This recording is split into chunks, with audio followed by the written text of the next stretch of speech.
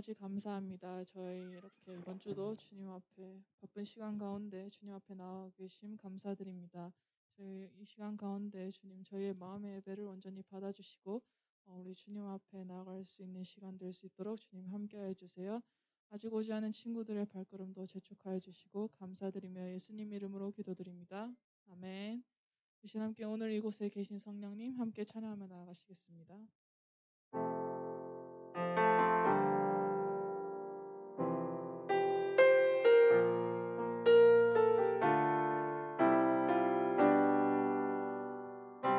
오늘 이곳에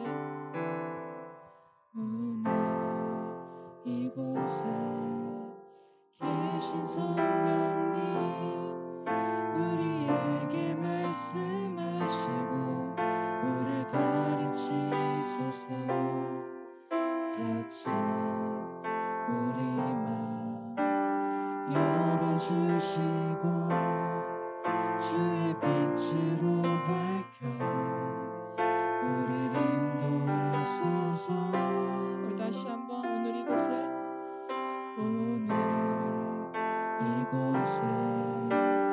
계신 성령님 우리에게 말씀하시고 우리를 가르치소서.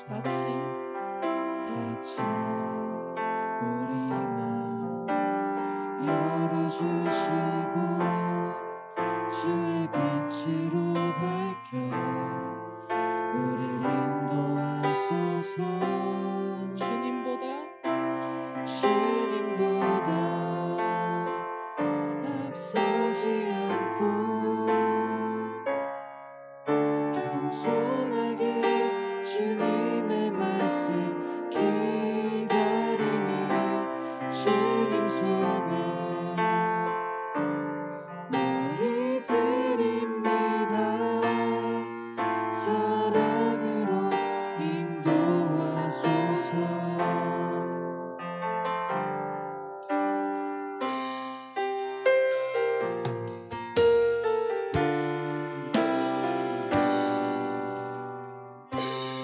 오늘 이곳에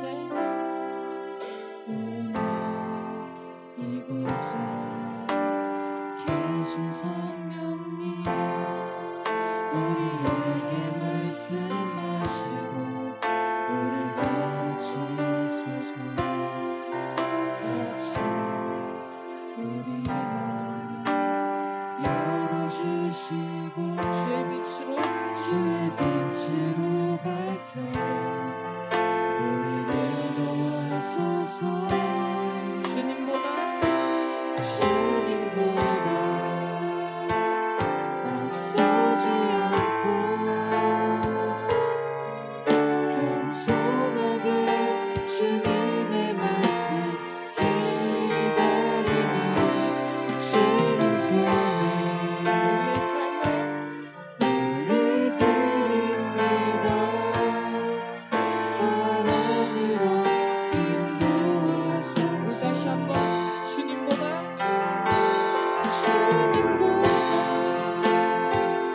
앞서지 않고 겸손하게 주님의 말씀 기다리니 주님 손에 우리 드립니다. 사랑으로 인도하소서.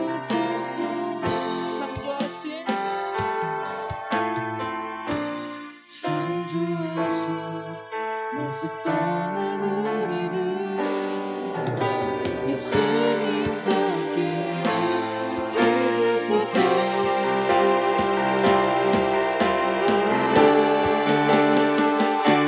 주님보다 앞서지 않고 겸손하게 주님의 말씀 기다리니 주님 손에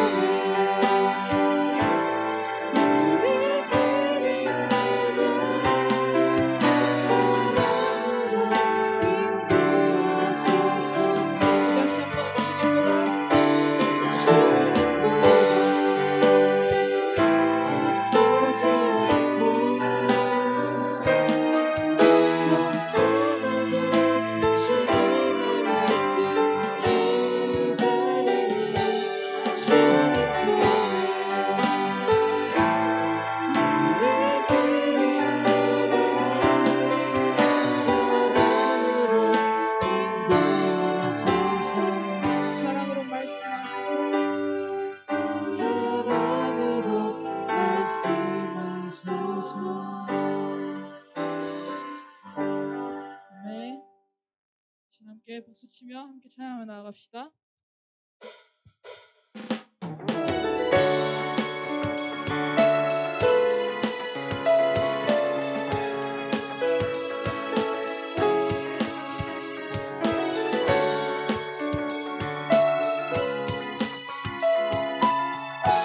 우리 함께 내 마음 다해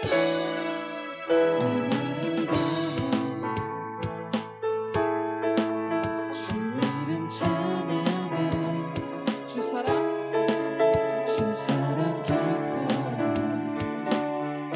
말로다 못하네 주 없어가면 길을 길을 만드시네 오직 내 오직 내가 영원히 주 찬양 내 맘에 힘이 되신 주 영원한 빛이 되신 주 내 모든 모습이 주의 행함 십자가는 주는 위대한 통치 내 모든 것 내 모든 것 주께 승복해 내 삶을 주의 불로 채우소서 우리 다시 한번 내 마음 다해 주 이름 주 이름 찬양해 주 사랑 기뻐 말로다 말로다 못하네 주 없어가면 길을 만드시네 길을 만드시네 오직 내 오직 내가 영원히 주 찬양 내 맘에 힘이 되신 주 영원한 빛이 되신 주 내 모든 모습이 주의 행함 십자가는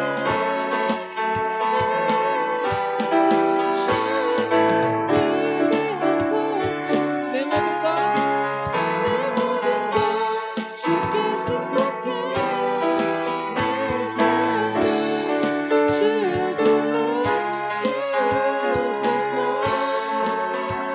아멘.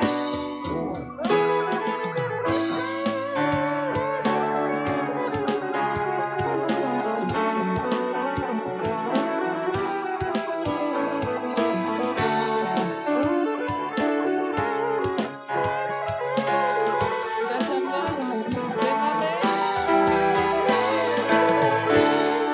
힘이 되신 주 영원한 빛이 되신 주내 모든 모습이 주의 행함 십자가는 주는 위대한 주는 위대한 통치자 내 모든 것 주께 승복해 내 삶을 주의 불로 채우소서 할렐루야. 우리 주님께 영광의 박수 올려주시다. 아멘. 계속해서 갈급한 내 마음 함께 찬양합시다.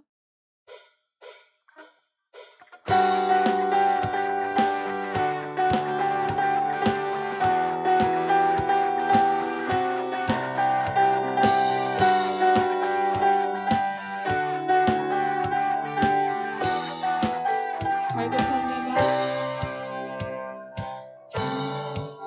급한 내맘 주시는 주 사랑과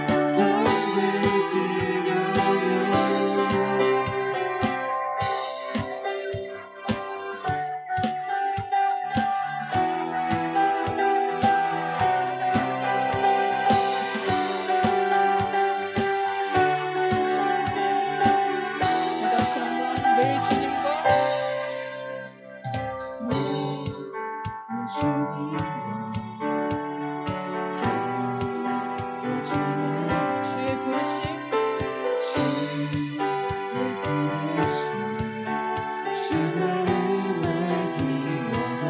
내 모든 주께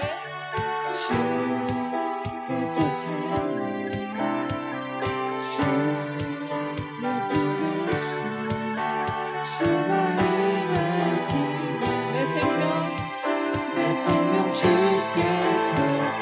주 사랑해요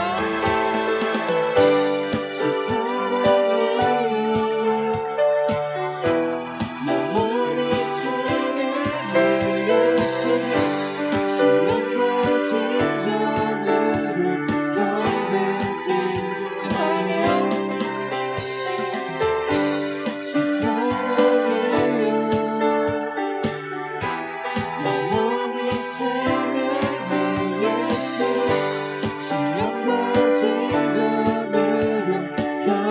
우리 마지막으로 주 사랑해요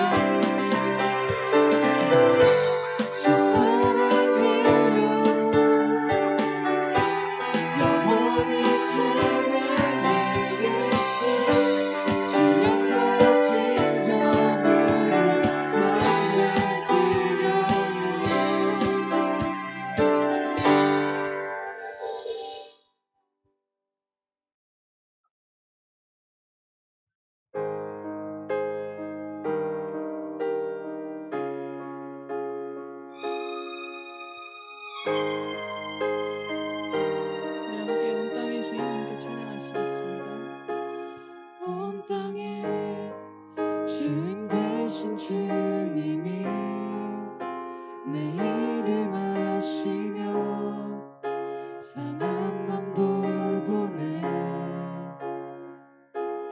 어둠을 밝히시는 새벽별 방황하는 내 맘 주에게 비추시네 나로 인함이 아니 주가 행하신 일로 나의 행함이 아니 오직 주로 인하여 나는 오늘 피었다 지는 이름 없는 꽃과 같네 바다에 있는 파도 안개와 같지만 주는 나를 붙드시고 부르짖음 들으시며 날 위하다 하시네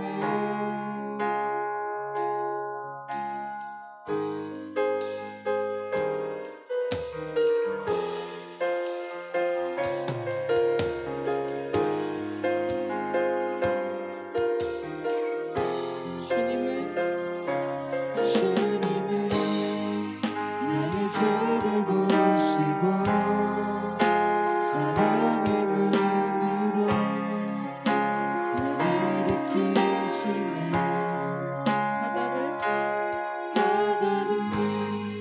잠잠하게 하시고 내 영혼의 폭풍 고요케 하시네 나로 인함이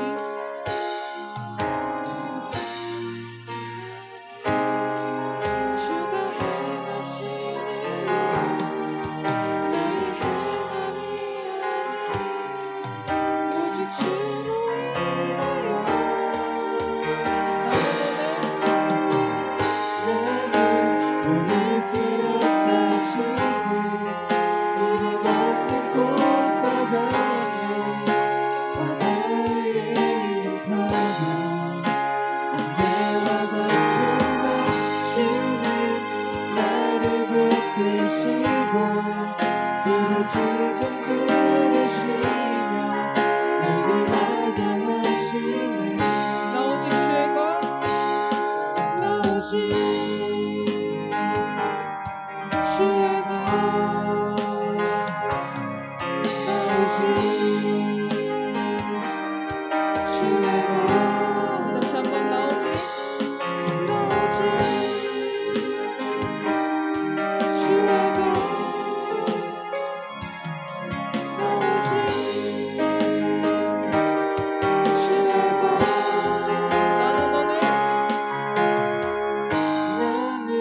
오늘 피어나지 이름 없는 꽃바다에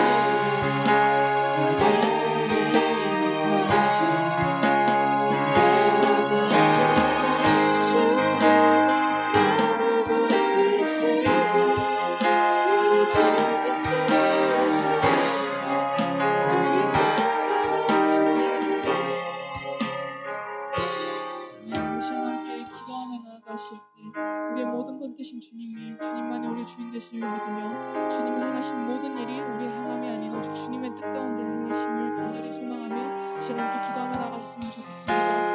사랑이 많으신 주 하나님 아버지 기도하며 나아갈 때 주님의 모든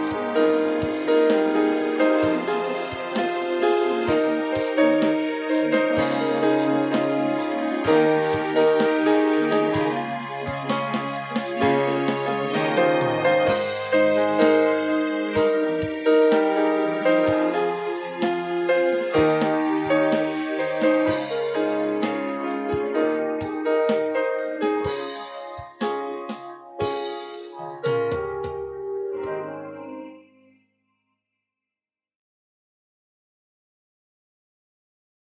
자리에 앉으시고 우리 다 같이 사도들 신앙고백, 사도신경으로 신앙고백하시면서 예배로 나가겠습니다.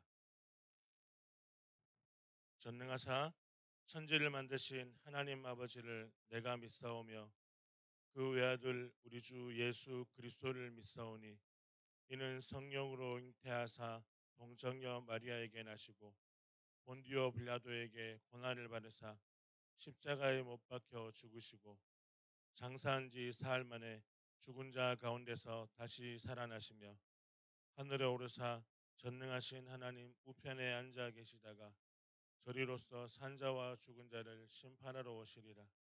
성령을 믿사오며 거룩한 공회와 성도가 서로 교통하는 것과 죄를 사하여 주시는 것과 몸이 다시 사는 것과 영원히 사는 것을 믿사옵나이다. 아멘. 주보를 참고하시겠습니다. 교동문 제15편 함께 시편 27편입니다.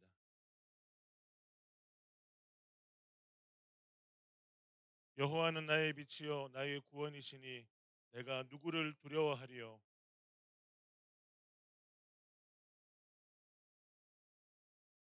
악인들이 내 살을 먹으려고 내게로 왔으나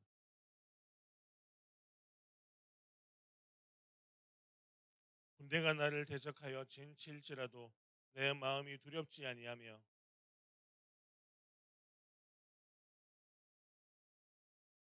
내가 여호와께 바라는 한 가지 일 그것을 구하리니 곧 내가 내 평생에 여호와의 집에 살면서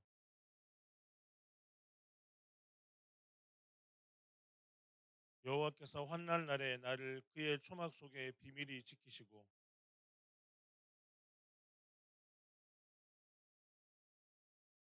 이제 내 머리가 나를 둘러싼 내 원수 위에 들리리니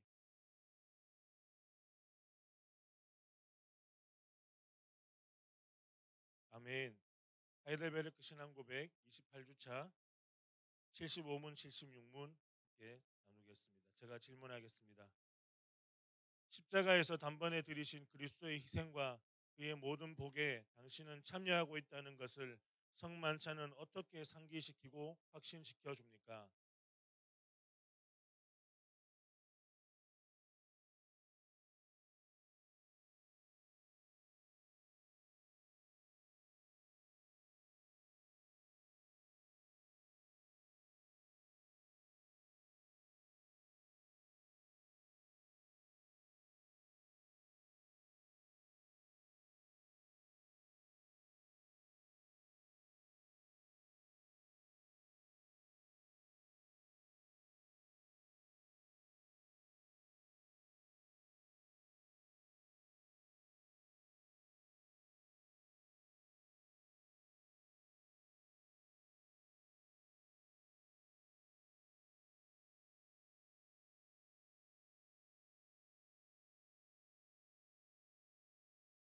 제76문 십자가에 달리신 그리스도의 몸을 먹고 흘리신 피를 마신다는 말은 무슨 뜻입니까?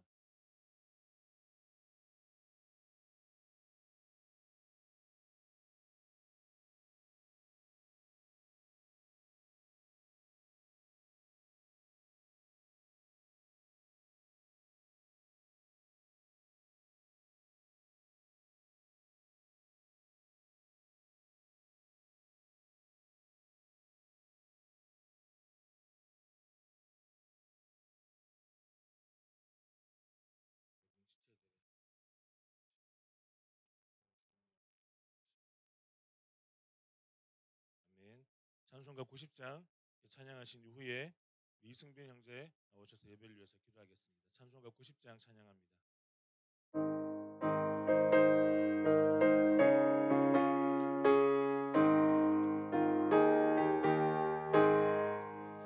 주 예수 내가 알기 전 날 먼저 사랑했네.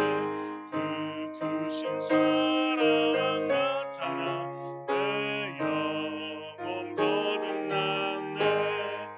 주 내 맘에 늘 계시고 나 주의 안에 있어 적고도 미움 같으니 참 좋은 나의 친구. 내 친구 되신 예수님 날 구원하시려고 그 귀한 몸을 버리사 내 죄를 대속했네. 나 주님을 늘 믿으며 그 손을 의지하고 내 몸과 마음을 바쳐서 끝까지 충성하리. 내 진실하신 친구여 그 눈에 내려주사 항상 보호하시고 내 방패 되옵소서. 그 풍성한 참 사랑을 능히 끊을 소냐. 날 구원하신 예수는 참 좋은 나의 친구.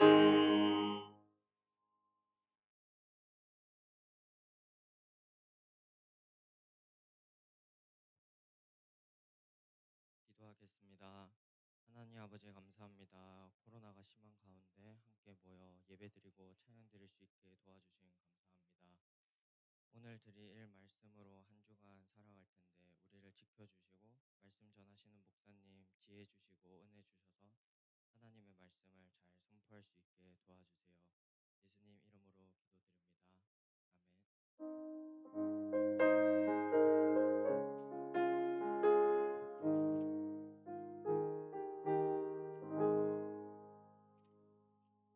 오늘 우리가 함께 나눌 말씀은 구약성경 역대상 29장입니다.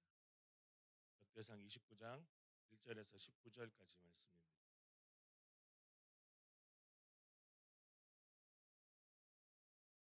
역대상 29장 1절에서 19절까지입니다. 말씀이 많이 긴데요. 오늘은 어차피 말씀을 전체 쭉 훑어볼 거기 때문에 14절부터 19절까지 읽도록 하겠습니다. 14절부터 19절까지 읽겠습니다. 함께 한 목소리로 읽을까요? 같이 읽겠습니다. 다 찾으셨죠? 14절부터 19절까지 함께 읽도록 하겠습니다. 함께 읽습니다. 시작. 나와 내 백성이 무엇이기에 이처럼 즐거운 마음으로 드릴 힘이 있었나이까. 모든 것이 주께로 말미암았사오니 우리가 주의 손에서 받은 것으로 주께 드렸을 뿐이니이다. 우리는 우리 조상들과 같이 주님 앞에서 이방 나그네와 거류민들이라. 세상에 있는 날이 그림자 같아서 희망이 없나이다. 우리 하나님 여호와여, 우리가 주의 거룩한 이름을 위하여 성전을 건축하려고 미리 저축한 이 모든 물건이 다 주의 손에서 왔사오니 다 주의 것이니이다. 나의 하나님이여, 주께서 마음을 감찰하시고 정직을 기뻐하시는 줄을 내가 아나이다. 내가 정직한 마음으로 이 모든 것을 즐거이 드렸사오며 이제 내가 또 여기 있는 주의 백성이 주께 자원하여 드리는 것을 보오니 심히 기쁘도소이다.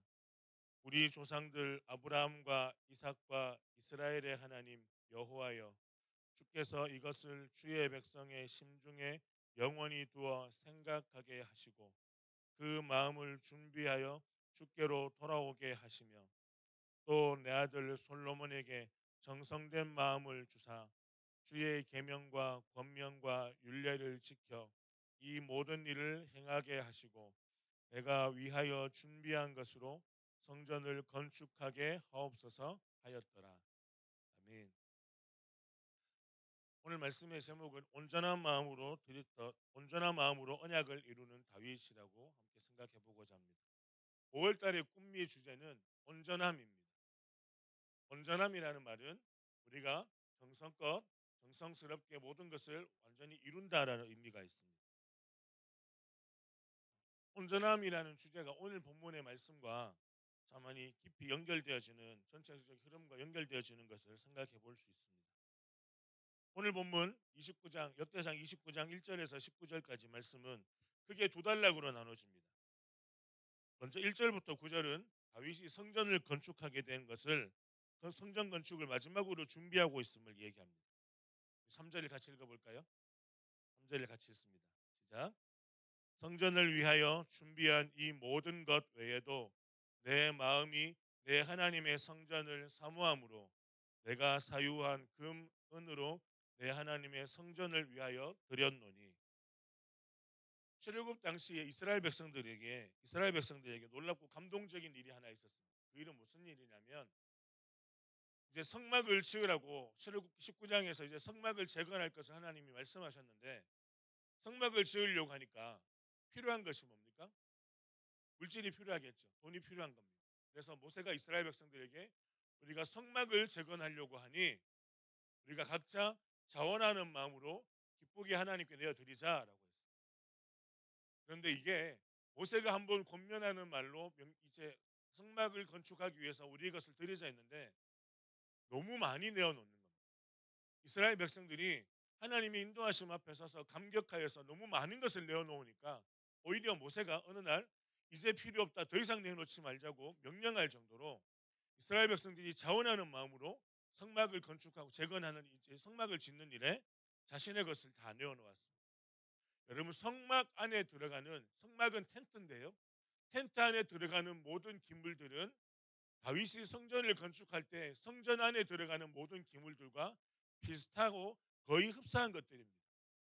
그래서 성막 안에 있는 기물들은요, 금, 은이나 여러 가지 보석들로, 금속들로 아니면 좋은 나무나 천으로 많은 재료들로 다듬어진 것입니다. 근데 이것을 모세가 권면하였던 이스라엘 백성들이 자원해서 내어놓았습니다. 그런데 이제 몇백 년이 지나서 모세의 세대 이후에 이스라엘 백성들이 자원해서 자신의 것을 내어놓는 장면들이 나타납니다. 그것이 오늘 본문의 이야기입니다.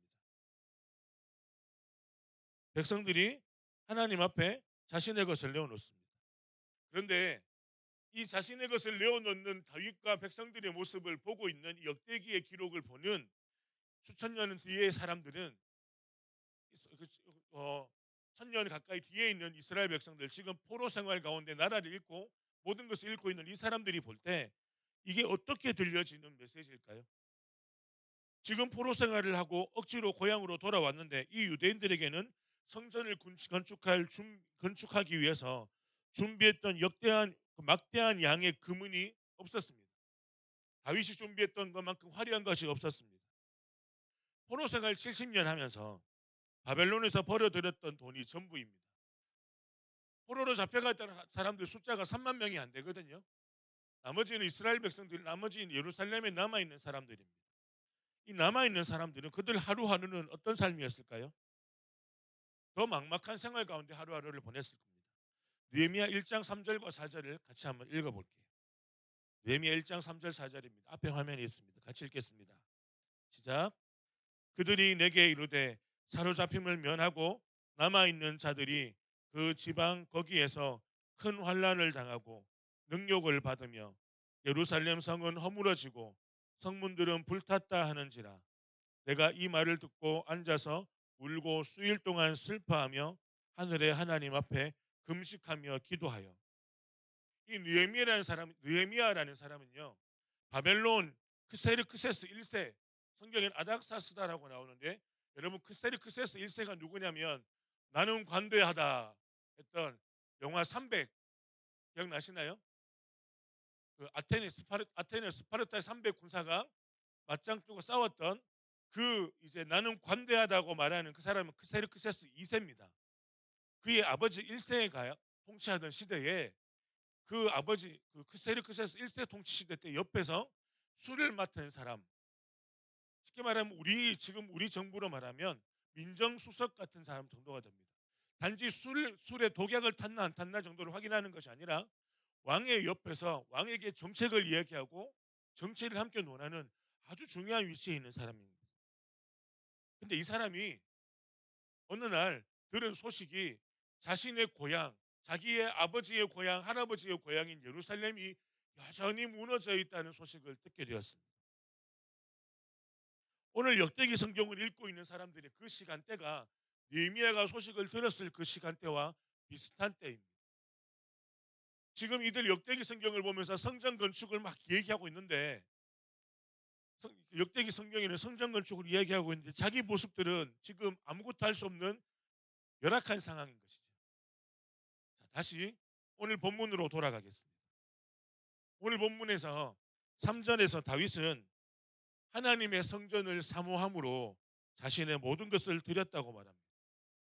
사모한다는 말은 여전히 기뻐한다, 호의를 갖다, 내 마음을 두고 있다 이런 의미입니다. 그래서 성전은 하나님의 집, 하나님의 임재를 상징합니다. 지금 아직 성전이 지어지기 전입니다. 성막이라는 이름으로 허름한 텐트 안에 다윗이 예배를 드리고 제사장들이 예배를 드렸던 그런 시기입니다. 그렇다면 내가 하나님 여호와 하나님을 하나님의 성전을 사모함으로라고 말한 이 말씀은 두 가지 의미가 있습니다. 두 가지. 첫 번째는요.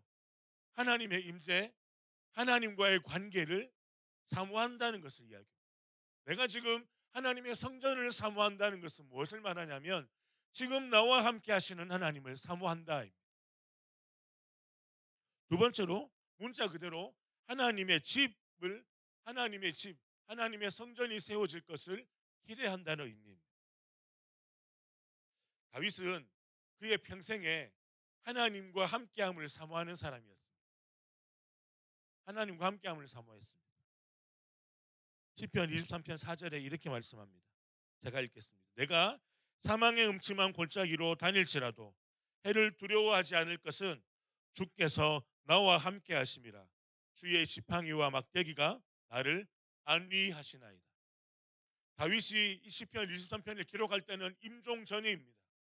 죽기 얼마 전에 자신의 인생을 돌아보면서 목자이신 하나님을 기억하면서 쓴 시입니다. 그런데 그때 쓴 시에서 이렇게 기록합니다. 내가 죽음의 골짜기를 다닐지라도 죽음의 골짜기를 한 번만 겪었습니까? 아들에게서 죽임을 당할 뻔했죠.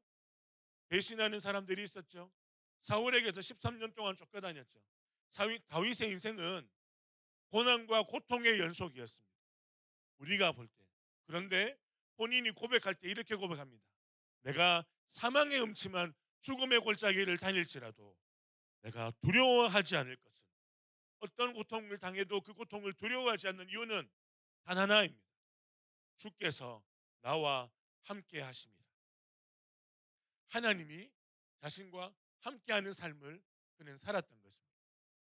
그래서 다윗은 고백하기를 하나님이 함께하는 삶을 살았기 때문에 인생의 마지막에 성전 건축을 앞두고 내가 하나님의 전을 사모하며 라고 고백합니다. 여러분 누군가가 우리가 뭔가를 사모하는 일이 생기면 우리의 마음의 태도는 달라집니다.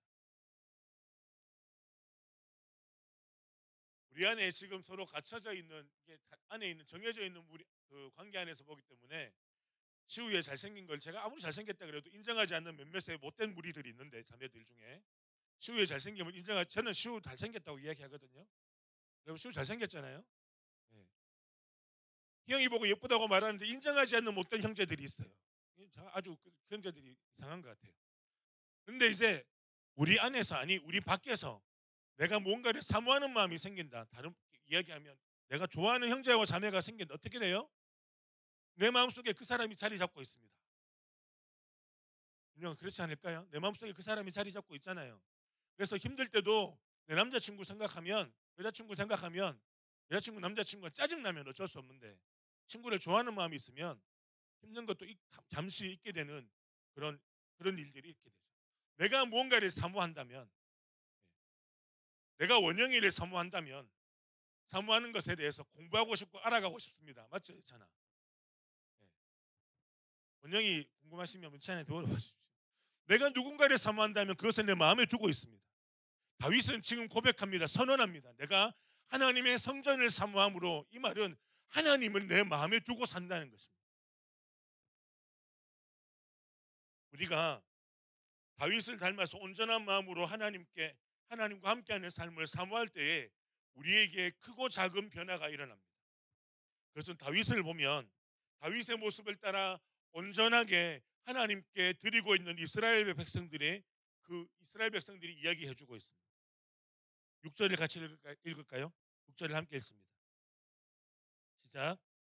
이에 모든 가문의 지도자들과 이스라엘 모든 지파의 지도자들과 천부장과 백부장과 왕의 사무관이 다 즐거이 들이되, 이스라엘 백성들이 다윗의 온전한 마음을 따라 자신의 모든 것을 기쁘게 드리게 되었습니다.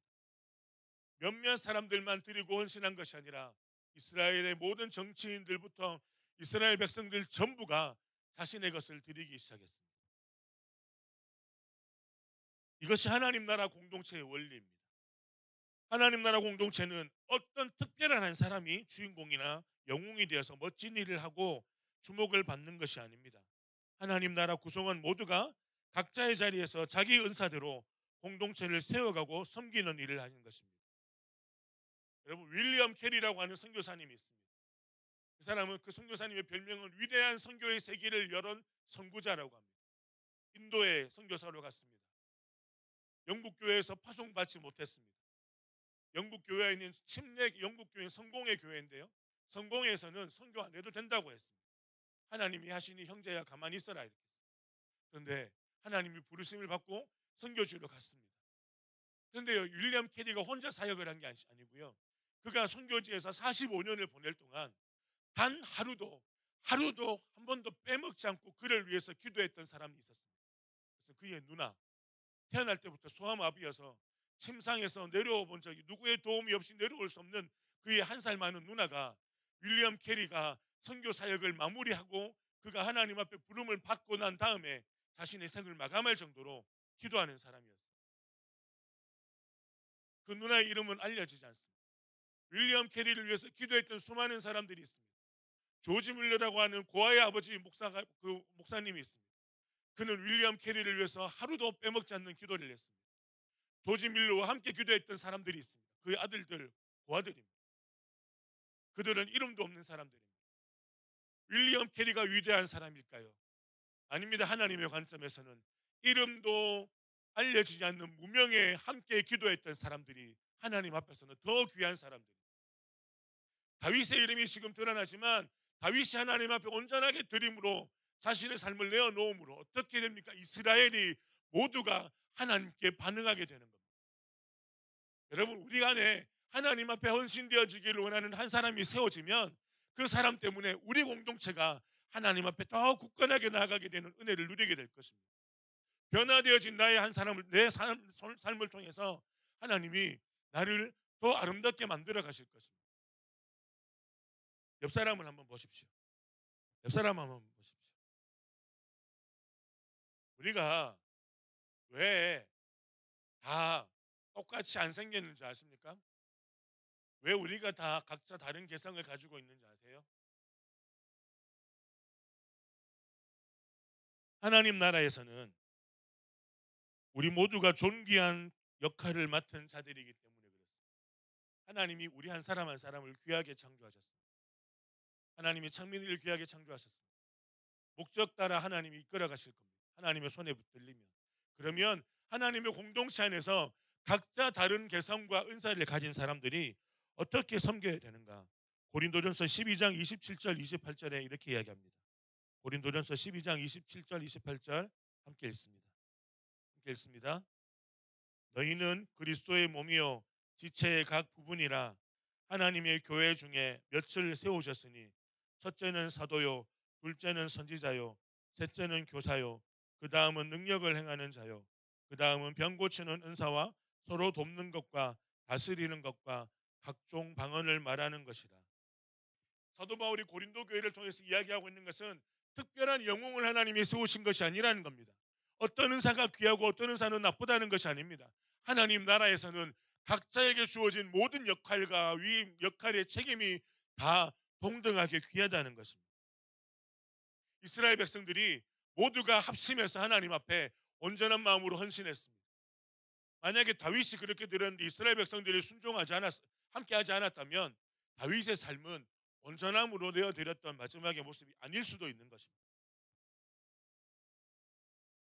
계속해서 오늘 본문 10절에서 19절을 보시면 10절에서 19절의 내용은 다윗이 하나님 앞에 온전한 언약의 온전한 완성과 성취를 위해서 하나님의 주권을 인정하며 기도하는 내용입니다. 11절을 함께 읽어보겠습니다. 11절 함께 읽습니다. 여호와여, 위대하심과 권능과 영광과 승리와 위엄이 다 주께 속하였사오니 천지에 있는 것이 다 주의 것이로소이다. 여호와여, 주권도 주께 속하였사오니 주는 높으사 만물의 머리이심이니이다. 모든 것이 하나님께 달렸음을 깨달았던 다윗은 하나님 앞에 기도합니다. 하나님의 주권을 온전히 인정하는 이 믿음의 기도를 올려드립니다. 승리와 위엄이라는 말이 가진 의미는 하나님이 영원하신 나라의 왕으로서 완전한 탁월성을 가지고 통치하신다는 겁니다. 영원한 영광의 주인이신 그 하나님, 그 승리의 위엄이 주께 속했고 세상의 모든 통치권도 다 주님께 속했다는 것입니다. 그래서 하나님을 높이는 자만이 하나님의 권능을 누릴 수 있습니다. 다윗은 자신의 기도를 통해서 하나님의 천지 창조와 온 우주를 창조하시고 시간과 공간과 모든 역사를 하나님이 시작하셨음을 기도하고 있습니다. 이것을 다윗이 보았던 사건입니까? 그때 이렇게 성경이 기록되어 있었습니까? 구전으로만 구약 이야기가 돌았습니다. 하나님이 이 세상을 창조했다. 이렇게 구전으로만 돌던 이야기였습니다. 이것을 다윗이 기도로 다 담고 있습니다. 나는 하나님이 천지를 창조하신 것을 믿습니다. 하나님이 천지를 창조하신 하나님께서 시간과 공간의 모든 영역을 창조하셨고 그리고 하나님이 이스라엘의 주인이시며 나를 세우셨음을 내가 믿습니다라고 기도합니다. 전적으로 하나님의 통치를 인정하는 찬양의 기도입니다. 하나님은 천지를 창조하신 분이시고 영원부터 영원까지 다스리시는 분이라는 고백입니다. 천지에 있는 것이 다 주님의 것입니다. 온 세계가 다 주께 속했고 온 세계가 다 주님을 찬양하게 될 것이라고 선포하는 기도입니다. 어느 지역은 우리가 정복해야 될 땅이나 그것이 아니라 온 세상은 예전부터 지금까지 단 한 번도 주인이 바뀐 적이 없는 하나님의 통치 아래 있는 것이라는 겁니다. 그런 가운데 다윗은 14절의 고백으로 자신과 하나님 사이의 언약 관계가 어떻게 마무리되는가 기도하고 있습니다. 14절을 함께 읽을까요? 함께 읽습니다. 시작. 나와 내 백성이 무엇이기에 이처럼 즐거운 마음으로 드릴 힘이 있었나이까. 모든 것이 주께로 말미암았사오니 우리가 주의 손에서 받은 것으로 주께 드렸을 뿐이니이다. 14절의 시작에 나와 내 백성이 무엇이기에라고 시작합니다. 여러분, 우리가 다윗의 언약에 대해서 말씀을 들은 것이 기억난다면 하나님이 언약의 말씀을 다윗에게 주실 때마다 다윗이 반응하고 기도했던 것은 이 기도입니다. 내가 누구이기에, 나와 내 백성이 누구이기에. 다윗이 누구입니까? 그가 왕족의 혈통으로 태어났습니까? 태어나면서부터 금수저였습니까? 아닙니다. 그는 왕족의 혈통이 아니라 그는 이세라는 목동의 7번째 아들 양치기였습니다. 그는 어린 시절에 사자와 곰과 늑대와 싸우면서 온몸에 상처투성이었습니다. 양을 지키기 위해서요. 그는 어린 시절에 그가 했던 일은 형들이 전쟁터에 나갈 때 심부름하는 일밖에 하지 않았습니다. 그러나 그의 삶 가운데 목동이었던 그와 함께 하셨던 하나님 앞에 다윗은 지금 본인이 왕이 되었을지라도 자신은 하나님 앞에 왕 노릇으로 내가 왕입니다라고 그렇게 나가지 않는다는 겁니다. 만왕의 왕이시고 온 우주를 창조하신 하나님 앞에 나는 한 마리 양보다도 못한 존재라는 고백입니다. 주님이 나의 목자이십니다.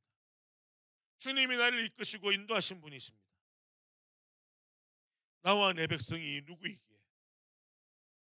그는 하나님 앞에서 권위도 왕의 권위도 아주 미미한 모습일 뿐이라는 이 고백으로 나아갑니다.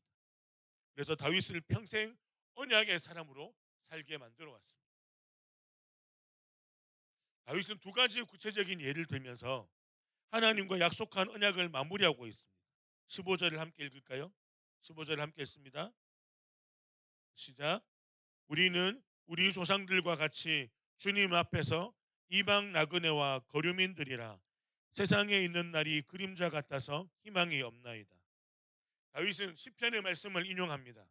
시편의 말씀을 인용하면서 자기 독자들, 지금 이 역대기 성경을 읽고 있을 이 사람들에게 그들이 아직 나그네인 것과 약속의 땅에 대한 권리도 없었음을, 이것은 그때 이제 출애굽 포로 생활로 돌아와 있는 이들에게도 권리가 없을 뿐 아니라 이스라엘 백성들 자체가 가나안 땅에서 어떤 권리를 주장할 수 없는 이방인이었다는 것을 지난주에 나눴습니다. 그들은 출애굽에서 가나안 땅에 들어가서 광야에서 시작한 나라로 가나안 땅에 들어가게 되었습니다.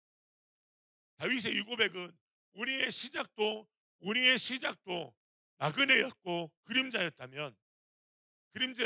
지금 본인이 나라를 세웠고 2대 왕이 되었고 이것이 중요한 것이 아니라 우리의 역사 안에 우리는 나그네였다는 겁니다. 이 말이 수백 년 뒤에 있는 역대기 성경을 읽고 있는 이스라엘 포로기의 사람들에게 위로가 되는 것입니다. 왜 위로가 될까요? 우리의 선조 위대한 다윗 왕이 고백하기를 우리는 나그네였다는 겁니다. 우리는 이방인이었고 옮겨져온 사람이었다는 겁니다.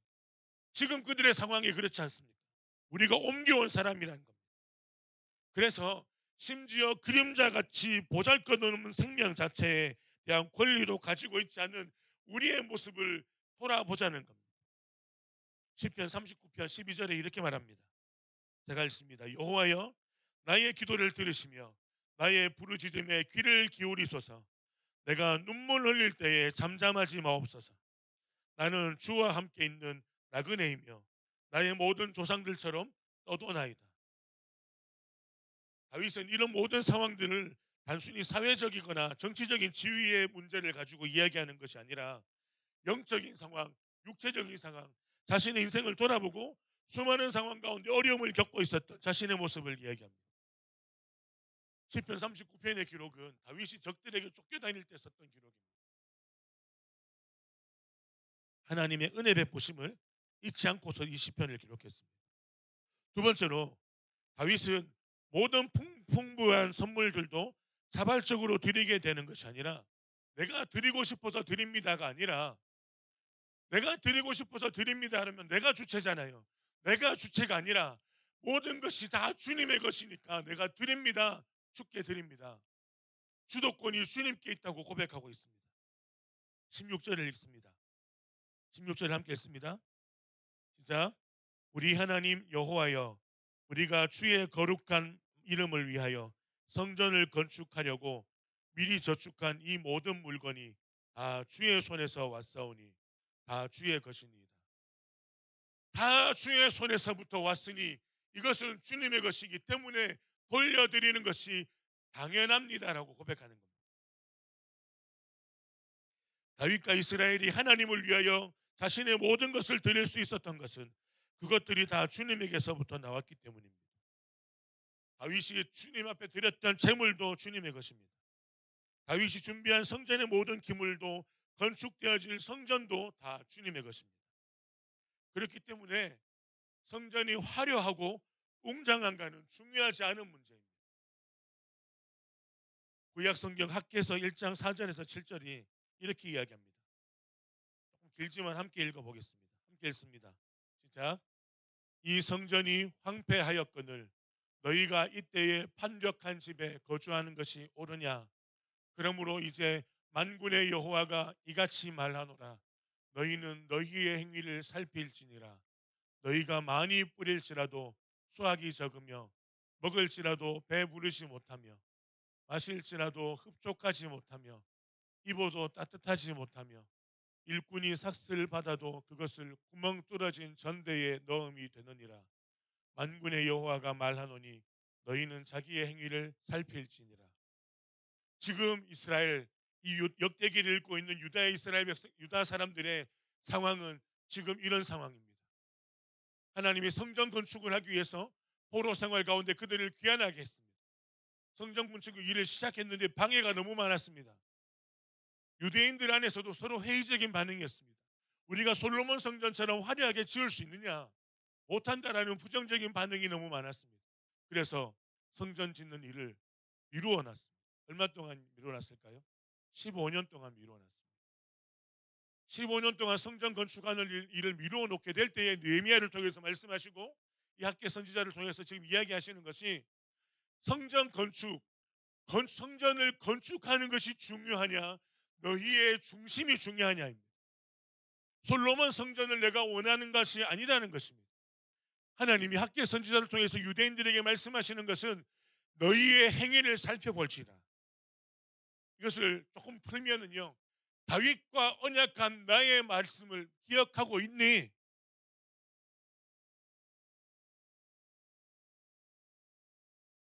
너희는 자기의 행위를 살필지니라. 너희 삶 중심에 내가 있니?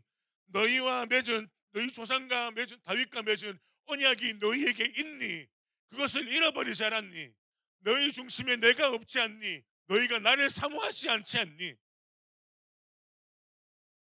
나는 한 번도 너희를 포기한 적이 없는데, 나는 한 번도 너희를 포기한 적이, 때로는 징계하고 하고 채찍을 내었을지라도 내가 너희를 버린 적이 없는데 왜 너희는 나를 버리고 사니? 왜 나와의 언약 관계를 포기하고 있니? 제발 마음을 돌아보라, 이 이야기입니다. 포로기 백성들은 이 학계 선지자의 말씀을 통해서, 그리고 하나님이 세우신 스룹바벨과 느헤미야와 같은 사람들을 통해서 성전 건축을 시작하게 됩니다. 다시 시작합니다. 성벽을 재건하는 일에 52일 만에 성벽을 재건합니다. 그 안에 성전을 기물들을 회복시키는 일에 시간이 많이 필요합니다. 중요한 것은 이 유다 백성들이, 포로 생활을 하고 있는 이들이 다윗의 언약을 다시 기억한 겁니다. 그래서 하나님을 위하여 자신의 가진 것들을 내어놓고 나갑니다. 이들이 가진 것이 뭘까요? 없습니다. 아무것도 없습니다. 그렇지만 자기들 집안에 가지고 있는 조그마한 금 조각, 은 조각, 뭐 금속 덩어리들을 집에 다 그 가지고 있는 것을 제사장들에게 내어놓습니다. 하나님이 학계 선지자를 통해서 말씀합니다. 레바논의 백향목 필요 없다. 산에 가서 나무를 베어라. 그래서 산에 올라가서 나무를 베고 그것으로 성전 짓는 일을 하게 됩니다. 그리고는 제2 성전인 스룹바벨 성전이 건축됩니다. 무엇을 의미합니까? 하나님의 관심은 다윗이 이 많은 것들을 드렸다가 아닙니다. 온전함이었던 다윗의 마음을 보셨고 그 약속의 말씀을 붙들고 살기를 원했던 다윗 그 한 사람에게 초점이 있었습니다. 그리고 말씀 앞에 반응했던 이스라엘이 그렇게 살았던 겁니다. 지금 역대기를 읽고 있는 이 포로기의 이 사람들에게 주님이 하시는 메시지, 그리고 우리에게 하시는 말씀은 무엇입니까? 우리가 무엇을 드릴 수 있습니까? 내가 드리는 것은 주님 앞에 아무것도 아닙니다. 그러나 내 삶의 주도권을 주님 앞으로 인정하자는 것입니다. 우리의 시간과 우리의 공부하는 목적과 우리 하루하루의 호흡하는 모든 목적과 삶의 방향을 주님께로 내려놓자는 겁니다. 그래서 말씀 묵상을 시작하자는 겁니다. 하나님의 말씀을 가까이 해보자는 겁니다. 그래서 언약을 지키고자 하시는 그 하나님의 마음에 우리가 합당하게 섰으면 좋겠습니다. 말씀을 마무리합니다. 오늘 우리는 이 다윗이 성전 건축을 마지막까지 준비했음을 돌아봅니다. 온전한 마음으로 하나님 앞에 나아갔던 그의 마지막 모습은 언약을 이루는 삶의 마지막이었습니다. 사랑하는 고동부 여러분, 우리도 다윗과 같이 하나님의 말씀 앞에 우리의 삶의 주도권을 내어놓읍시다. 주님이 내 삶의 주인 되어 주시고 나와 함께 하시고 나를 통치하여 주시옵소서. 그래서 우리의 삶의 목적을 주님께 드립시다. 내가 공부하는 목적, 왜 공부합니까? 성공하기 위해서요? 좋은 대학 가기 위해서요? 그 다음에는요? 좋은 직장 가기 위해서요? 그 다음에는요? 좋은 사람 만나기 위해서? 그 다음에는요? 잘 살다가 잘 죽기 위해서입니까? 우리의 삶의 목적을 바로 해야 됩니다. 주님이 내 삶의 주도권을 가지시도록, 내가 하는 모든 것이 다 하나님의 뜻에 합당하도록 우리가 기도하며 나갔으면 좋겠습니다. 다윗과 같이 온전한 마음으로 언약의 말씀을 붙들고 살아가는 저와 여러분들이 되었으면 좋겠습니다. 이 시간 함께 말씀을 붙들고 기도했으면 좋겠습니다. 하나님 앞에 이렇게 기도합시다. 말씀을 생각하시면서 이렇게 기도합니다. 다윗이 하나님 앞에 그가 자신의 삶을 온전히 내어놓으면서 하나님의 마음에 합한 자라는 별명도 갖게 되었다.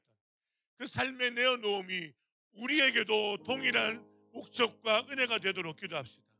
다윗이 자신의 평생을 두고 주님을 바라보는 삶을 살았던 것처럼 사랑하는 우리 하나님, 우리 한 사람 한 사람이, 저와 여러분들이 하나님의 목적 앞에, 하나님의 주도권 앞에 내 삶을 내어놓는, 말씀 앞에 내 삶을 내어놓는 삶을 살게 해 주시옵소서. 하나님, 나와 함께하여 주시옵소서. 기도했으면 좋겠습니다. 함께 기도하겠습니다. 오 살아계신 아버지 하나님, 이 시간 주님의 영성 앞에, 말씀 앞에 함께 나갑니다. 하나님 아버지, 하나님의 말씀을 온전히 이루면서 살아가시는 다윗의 삶이 오 주님 우리의 삶이 되어지기를 기도하고 하나님을 부탁합니다. 하나님 주께서 함께 해주십시오. 하나님 아버지, 아버지 하나님, 당시 자신의 인생을 온전히 주께로 내려놓았던 것처럼 하나님 이스라엘 백성들에게, 모르는 유다 백성들에게 지금 우리가 할 수 있는 것은 하나님을 찾는 것임을 고백하고 있는 것처럼 하나님, 우리가 우리의 삶의 목적과 방향을 온전히 주님께로 두고 주의 얼굴을 구하며 하나님의 함께하심을 구하고 살아갈 수 있도록 오 주님 우리와 함께하여 주시옵소서. 오 주님, 주님이 함께 오시기를 기도합니다. 하나님 아버지, 주의 말씀을 이루는 자로 살도록 하나님 함께하여 주시옵소서. 오 주님, 오 주님, 우리 가운데 함께하여 주시옵소서.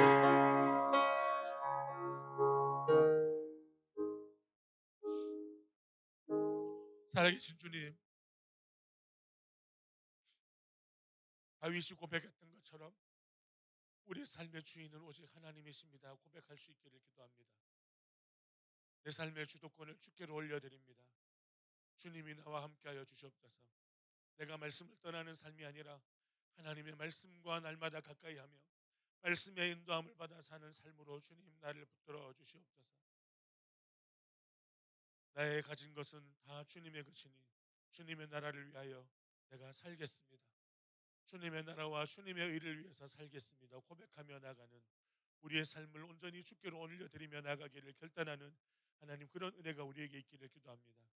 우리 삶을 주님 붙드시고 함께하여 주시옵소서. 예수님 이름으로 기도합니다. 아멘. 찬송가 446장 함께 찬양하실 때 446장 찬양하시면서 준비하신 예물을 하나님께 올려드리겠습니다. 1절과 4절을 찬양하시는데요. 4절 부르실 때 같이 헌금위원들 섬겨주시면 좋겠습니다. 헌금위원 김시우, 강예찬 두 분 수고해 주시고요. 찬양합니다.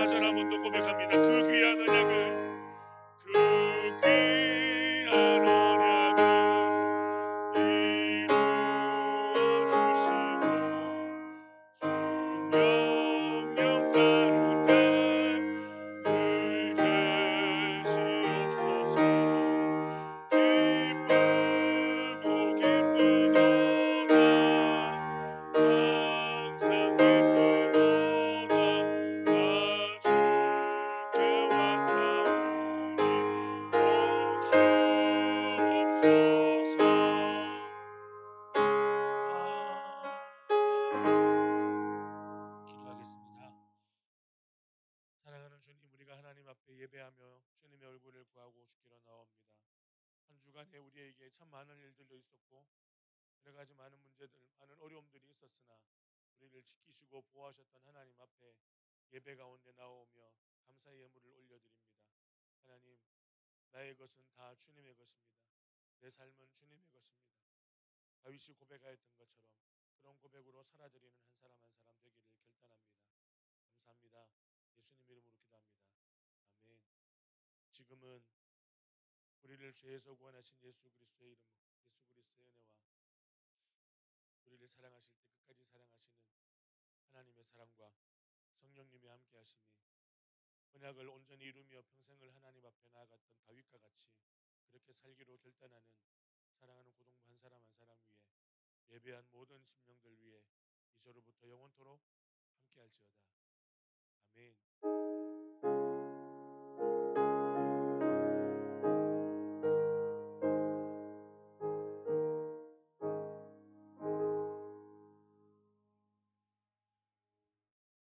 우리 샤이가이 회장님 나오셔서 경고하시겠습니다.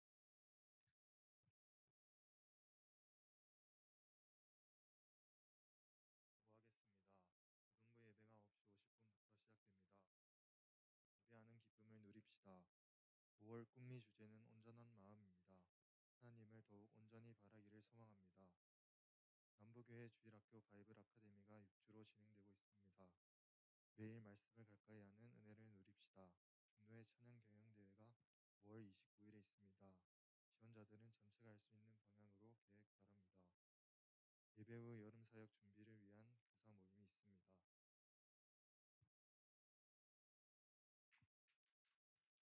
우리 회장님 운영팀은 오늘 모이죠? 예. 운영팀은 예배 후에 본가 후에 모임이 있습니다. 예, 지금부터 11시 30분까지 반 모임 하시고